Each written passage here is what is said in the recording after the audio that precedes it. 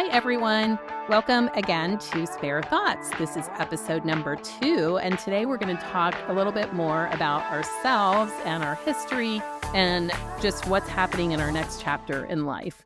So, we slightly covered this in the last episode, but definitely not in depth to what I think our viewers should know. So, Mom, do you want to tell me about the history of time to spare? We obviously learned before how it started, but I know it started as more helping people get organized, and that's definitely still a little bit of what it is, but it's definitely evolved from there. So, do you want to share that with us? Sure, I would love to.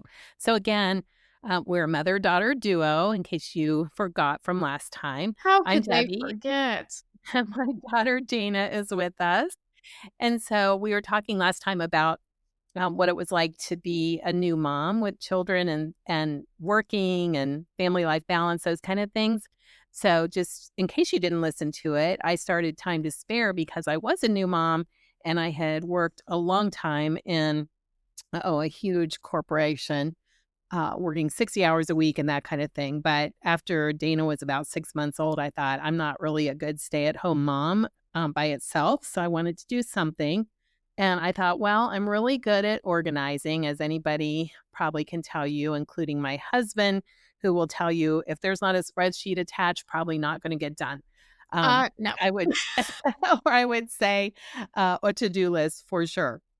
So I briefly touched on how I decided to start Time to Spare. And the name came from trying to give people extra time in their day because we all just have 24 hours, but we never seem to get it all done. So I wanted to be able to give people spare time in their life, but also make it enjoyable and fulfilling so that each of us could focus on our goals and things that we want to get done, but also leaving a good impression on other people as we do it. So again, I started kind of thinking, well, I can help people get organized with their papers, their homes, those kind of things. And sometimes I think people just wanted someone else to do it. They didn't really care about learning how. They just didn't want to deal with it. So that got really annoying trying to teach people who didn't want to really be taught. And that really wasn't something I was finding any joy in. So what I did was I started volunteering. I joined a wonderful group of women who also had been career women, had some side businesses going on. I think it's now called a side hustle. And I thought, I got to find a community here, as we talked about last time, because all I really knew were people who worked. I didn't know people that had young children. And so I found this wonderful group of women, and we brought in speakers and had social time, which was great because they brought in babysitters for the children so that moms could have some mom time and learn some things and keep current and that kind of thing. So I thought, well, if I can join a group like that, I should also find some groups to volunteer in, and actually became part of a little local chamber of commerce where I lived. And if you know me, I jumped full force in. So I became vice president. I wrote a newsletter. I did all kinds of things for that group. Classic. I know, and then I joined another group of women who did a lot of volunteer work for the area. Fortunately, I was able also, in the meantime, to get invited back by my old company to come in and do some small local events for their clients. And I really thought, well, this is fun. I like planning parties and conferences and meetings and things like that. Maybe there's a niche there. Well, that all happened, and then Y2K came along, which if you're too young to know, that was when it was December 31st, 1999, going into the new century, and everybody thought all the computers were going to die at midnight I still don't understand that. because the technology was so different 25 years ago that, people thought the electric was gonna go out everywhere, people were gonna lose all their computer documents and ability to, keep That things just makes running. no sense to me. I'm so I know sorry. it doesn't, your generation, but it was kinda scary to people. So, Yeah. my client, who was my old employer, asked me to create some fun gifts for people that were their clients across the country who would have to work that midnight shift, in case things did go haywire, and they were stuck there all night. So I put together some fun packages, and that was a whole process of who needed what and where and when. But it was like noisemakers and some snacks and, some tablets of paper and pens and things in case everything's shut down, some flashlights, those kind of things, which I'm sure they probably already had anyway. But I thought, well, this is fun too. I can make presents for people. And I'll never forget, Dana, when you were in preschool, you came home and you said, they asked us today what our mom and dad did for work. And you said, well, my dad just goes to work. So it was fun. And then you said, and my mom makes birthday presents for everybody. Oh my gosh, I pretty much was like, "My mom's Santa Claus." That's right, only all year round. So, I did all of that, for a long time for them, but then in 2008, if you're also old enough to remember and were an adult at that time, the whole economy started going haywire across the country, and so, companies stopped doing all these custom gifts for people, tried to do the things I was doing internally, instead of outsourcing it to someone like me. And at that point, I had pretty much just worked on events and these gifts for corporate entities and larger businesses, but maybe who didn't have teams that could do those kind of things. Well, because of the economy, I ended up looking at some nonprofit organizations, again, who were small enough to not have the staff, but not big enough to have the staff that needed some help with raising money because a lot of the funding they had received was going by the wayside. So, again, got into some more volunteering and with some organizations and meeting new people and really expanding pretty much into that market. And so that went on for quite a while and actually is pretty much what Time to Spare does now. But in the meantime, I also had a lifelong goal to become an author, a published author. Whoop, whoop. So my mother and grandmother both passed away in 2010 within 6 weeks of each other. And it was actually my stepmother who had encouraged me to write about how I had learned to become organized. And it was from these two women. And so I wrote and published my first book in 2012 called Whatever Works for You. And the whole idea is let's find a process that works for you. Everybody doesn't have spreadsheets and to do lists like I do. And so I started writing, and I've since then published two more books, which we'll get into in a little bit. But as I go into this next phase of life, I thought, well, I really don't want to continue with the on site event management. I've gotten into speaking at some conferences and small groups and things like that. And I thought, I really enjoy teaching other people how to plan events, how to write a book, how to gratitude journal, all these kinds of things through some various life experiences I've had in the last 10, 15 years. So I thought, well, I want to transition into that, but I don't really want to let Time to Spare go completely.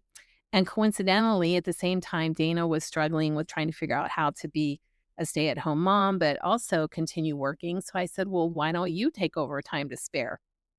So, Dana, tell us what your thoughts were about that conversation and what you're looking forward to in doing just that. Yeah, for sure. So, yeah, I was definitely struggling because while I was pregnant, I was like, well, we have so my fiance's family all live near us, but everybody works. So I'm like, we don't really have a family member that can come babysit, so we need to look at outside childcare, and my fiance's work schedule is a little funky. It's definitely not the norm 9 to 5. So, a traditional daycare center was kind of out of the question. And so we were looking at in-home daycares and, we met some really nice people, but I was like having a lot of anxiety about leaving my baby with a stranger, which I know a lot of people don't have a choice. And, I feel very blessed to be able to be home with him. But, I was, telling my mom, like, I'm feeling very anxious about this. We found a great in home daycare person. She's very nice, very normal, very qualified, obviously. I said, but I'm just having a lot of anxiety with this, but I don't know what to do because I don't want to be a stay-at-home mom, because me personally, I would go nuts. Not that I don't love spending time with, my son, but I feel like I need a work purpose as well, if that makes sense. I said, but I don't know how I'm supposed to leave him with somebody else. And I just feel like I'm gonna be this big ball of anxiety, but I don't necessarily want to just be a stay-at-home mom. And I also want to contribute to our family financially. So, that's when the opportunity of time to spare came up. And I was definitely surprised when you brought it up, because I mean this with all the love in my heart, you're a workaholic. So I didn't think you were gonna actually like want to retire. And I also just never really realized that you wanted the event management piece of it to continue. I obviously knew that you were transitioning into this new season of life and, wanted to publish more books, speak more, host more workshops, all the things that you're so passionate about. And I didn't realize that you wanted the event part to keep going. So when you brought it up, it kind of sounded like a no brainer. I was like, oh, yeah, like, why did I not think of that? So, it's so fun getting to, carry on your legacy. It's also I don't know if, like, scary is the right word, but, you've built such, like, a wonderful reputation with your clients, and I wanna do the business justice and, make sure everybody is continuing to have this awesome experience with time to spare, and also shape it in different ways and offer different things, um, with this new age of, marketing, where technology is going, social media is so huge right now, um but yeah, I feel like I'm just rambling because I just have so many positive and exciting thoughts for time to spare. Well, and that's so funny because it's so funny that you say I'm a workaholic, but I wouldn't consider myself a workaholic. I I think just you're just so passionate about what you yeah, do. I enjoy it so Yeah. much. Again, I have been so blessed to be able to do these things and meet the people that I have met, and they become lifelong friends. And it's pretty incredible to me that people that hire me want to continue on, even if we're not working together any longer, and be friends and stay in touch. And so many people, when Luca was born, your son, that, oh my goodness, can I meet the baby? Can I get them something? I just love your family, and it's just an amazing thing to see. So I get what you're saying, but I don't know why, honestly, I didn't think of you right off the bat when I thought I really don't want this company to die, basically, since it's just Right, been right. myself, but it hasn't been just myself. You've worked with me since middle school. So and with your background, your education, and your creativity, as a professional photographer, as someone who knows all the ins and outs of this technology that I just am too old to even start unlearning Oh my because that's gosh. really not my passion, um, that I just think it's a no-brainer. We have such a fun relationship, and so many people have told me through the years, "Wow, I wish I had a relationship with my child like you and Dana have," that we just have fun. And if people ask me, like, "Who brings you the most joy in life?" You're always the first person I say, Aw. um, even though, of course, I have an amazing husband I was who say, also poor brings John. joy, but in a different way. So, Yeah. I think that it was just a no-brainer, and I was so glad when you said yes, because, again, like you said, I just, am ready to do something different, and again, I Yeah. want to enjoy my husband and our time together, but, I don't wanna give up all the people and all the relationships and all the ways that I feel like I still can contribute. So, what I'm doing is you're taking over time to spare, but I'm starting an arm of that called Time to Shine, because I want everybody to have the opportunity to shine in their life, to meet their goals, to be able to help people find the ways to do that. Whether it's, let me see, do you really want to learn how to organize your time a little bit better? Do you want to come and share in what you started to mention, Dean? I've been doing some little workshops where we have a group of people that is 20 people or less, and we get together for a couple hours over lunch, and we share life experiences, and I try to direct the conversation with, let's think about this or that. And honestly, that's where I find my joy, is listening to other people, helping everybody come together. I've been fortunate to speak at some conferences and share these kind of things too. And, I obviously people tell me, "Oh, I really enjoyed what you had to say," and that gives you a boost of confidence too. But I have some other ideas for some more books that I want to write, and just take some of these life experiences and put them out there. And you get all this, "Oh, nobody reads books anymore." I read a lot of books. I love books, so I think that a lot of people do. Yeah, I know more people who read Yeah. than don't read. You know what I mean? Like, I think this sounds so stupid because it never should have gone away, but I feel like reading is really making, like, a Yes. comeback right now.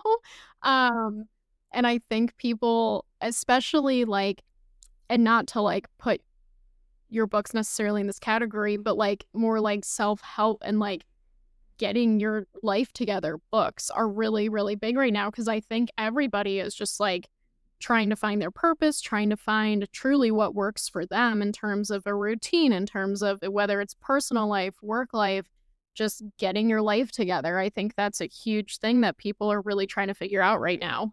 I'm always, I don't know why, but I'm always surprised when people say, "Oh, yeah, our book club read your books. When are you writing something else?" And I guess as an author, you think, Yeah. who cares what you have to say?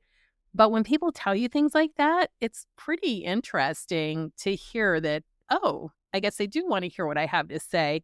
And I try to make them fun and light and, not boring and not, you need to do this and this and this and this. Now, you to find, again, systems Right. that work for you, find ways to think about things that happen in your life that, my biggest thing is to say, tell your story. Everybody has a story and they're so important. And it may sound like you have this ordinary, boring life, but to someone else, they may need to hear your story just at the time you're willing to tell it because it's going to make a difference in their life.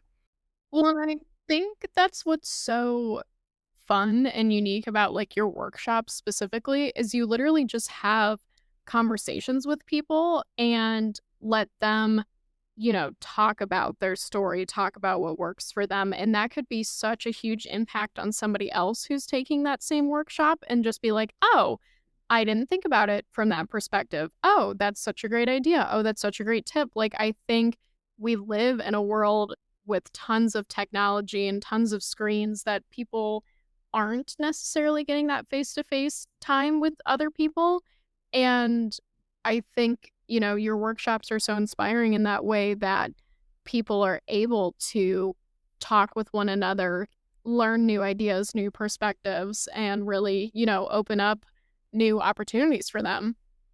Yes, I think that's true. And that's what I get a lot of feedback from these workshops Yeah. specifically. And the conferences are, it's so great to see people come together. And maybe the pandemic changed that Oh, for a lot of people absolutely. Yeah. because people miss that and they miss that connection with people. And especially your generation. I know you graduated college during the pandemic, and some people graduated high school. And you didn't get the opportunity to go out and work in the workplace like I did. I went to work right out of high school and did college by night and that kind of thing, but it was the older people I got to work with that mentored me and taught me some of the really basic work skills that I have that I think a lot of people in your generation and younger have missed out on because offices closed and people retired and people got scared and other people passed away, unfortunately, that you didn't necessarily get that opportunity for those few years that were so valuable in shaping you into those areas. So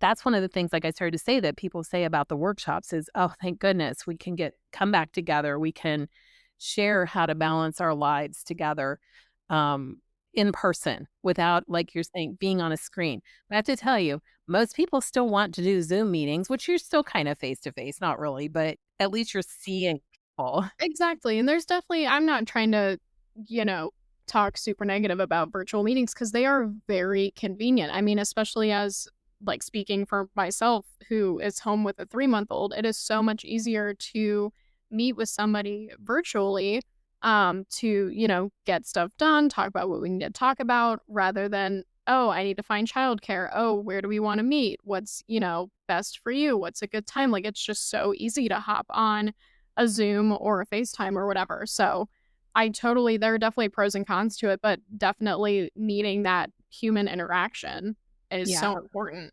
it really is. So, Dina, tell us a little bit briefly about your background with your work experience and why you feel time to spare is a good fit for you. And also, I know you've touched a minute on some of the things that you want to offer beyond what I've been able to do. Yeah. But maybe you can tell us a little bit about that and what's next for you. Yeah, so, as you mentioned earlier, I've been helping you with various events, and whatnot for time to spare since I was in middle school, because I just love spending time with you. Like, it's just fun.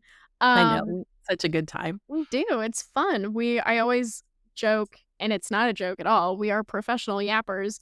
Um, Poor John, my stepdad, probably gets so annoyed because I call you every day, usually multiple times a day. He's probably No, like, he "Oh does my god." not at all. Well, I went to Kent State University, for 4 years, and I graduated with my Bachelor of Fine Arts in photo illustration, which really comprised of photography as well as a little bit of graphic design, which was really interesting because when I initially signed up for the program, I did not realize it included that graphic design, portion, and that's mainly what the first 2 years was. So that was really cool just getting to dive into that and learning, all those applications. But anywho, so I graduated during the pandemic in my living room, which honestly, fine with me because it was snowing that day. Classic Ohio, snowing in May. So I was cozied up in my living room graduating.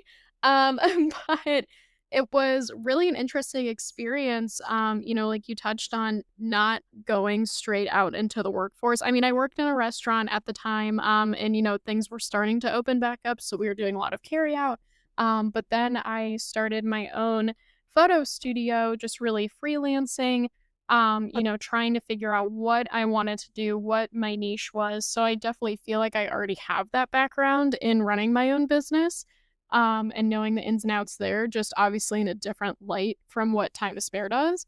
Um, and then I went on to photograph weddings for a few years, decided that was not really my jazz. And then I went to a traditional 9 to 5 with a marketing company in Cleveland who was so wonderful. I learned so much there about myself professionally. I learned so much about the marketing world, about social media.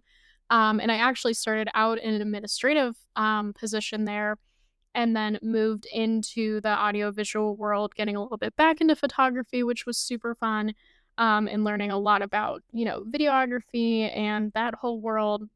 And it was such a great experience. And then now I'm transitioning into Time to Spare. So I think just having the background of a few different things, customer service, administration, the more creative side of things, I think having the knowledge from all of those experiences, and then like, doing a lot of volunteer opportunities through high school and college as well. And, meeting new people, learning about new businesses, nonprofits, etc., and like all of the challenges there. I think all of this random experience that I've had really puts me in a position to be able to take Time to Spare to a new level and, expand on things like this podcast, for example. This is definitely a new thing. So yeah, I think just that, trying to elevate social media, trying to bring awareness to other organizations. And I really want to cater to small businesses as well because I have so many people that I personally know who are starting out small businesses who are, doing that plus another job, just trying to get their footing. And I really would love to bring awareness to those. Whether it's through social media, whether they are, a guest on this podcast, whether we plan an event for them. So, yeah, I'm excited to see where everything goes. No, I think one of the things that's so great about doing this together is our age difference and your abilities versus mine. Because again, I'm just not technical, but I so value all the capabilities you have. You're making us look so good with the website, PowerPoint, social media, reels, all the things that I would love to get better at, but I just really don't have that ability, nor do I want to Yeah. take that time to do. No, I think your just all those technical areas of expertise that you have are just going to make time to spare go in such a positive direction in the future. So I think that's really good. I think we have a lot of good stuff in the works. And like you said, I'm excited. We have so many people that want to come on as guest speakers on our podcast. So that's coming. And we will have fun to just get some other perspective from women in business, women who are my age, your age, everywhere in between and beyond, and hear about their life experiences too. So I think we'll wrap up this one. I'm sure we've talked way longer than people want to listen to, but our next one is going to be really fun because we're going to get into more about our personal lives and things we like and things we've learned and stuff like that that I think will be really enjoyable. And we're going to be in person next time. So we hope everybody will come back to Spare Thoughts and listen to our continuing podcast and really enjoy what you're hearing from us. Yes. Thank you for tuning in. See you next time.